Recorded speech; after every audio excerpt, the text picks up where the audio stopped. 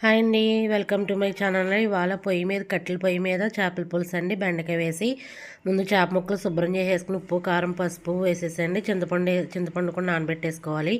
అలాగే మసాలాకి 1 ఇంచు అల్లం ముక్క, 10 ఎల్లుల్లిపాయ రెబ్బలు, 1 స్పూన్ గసగసాలు, 1 స్పూన్ జీలకర్ర, ఒక చిన్న చెక్క, లామొగ్గ ఒకటి, లాలిక్కాయ ఒకటి, 1 స్పూన్ ధనియాలు వేసేసి పేస్ట్ బాగా పట్టేసిన తర్వాత అలాగే ఒక టమాటా ముక్కలు, ఉల్లిపాయ ముక్కలు అదే పేస్ట్లో వేసేసి మిక్సీ పెట్టుకుని రెడీగా పెట్టుకోవాలండి.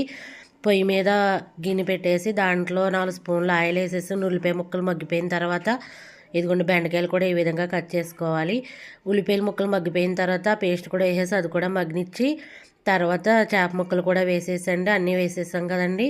తర్వాత బెండకాయ ముక్కలు కొత్తిమీర వేసేసి కొన్ని వాటర్ వేసి ఉడకనివ్వాలి. తర్వాత చింతపండు సరిపడినంత పులుపు వేసేసండి. అలాగే 1 స్పూన్ ధనియాల పొడి కూడా వేసేసి బెండకాయలు ఇలా పొడుగ్గా కట్ చేసుకుని వేసుకుంటే దీంట్లో టేస్టీగా ఉంటుందండి. కట్టెల పొయ్యి మీద అండి ఇవాళ దించేసేటప్పుడు ఆవకాయ ఊట వేసుకుంటే చాలా టేస్టీగా ఉంటుంది. అంతే రెడీ అండి చేపల పులుసు. అలాగే మా ఛానల్ లైక్ చేయండి, షేర్ చేయండి, సబ్స్క్రైబ్ చేయండి. Please support me my channel.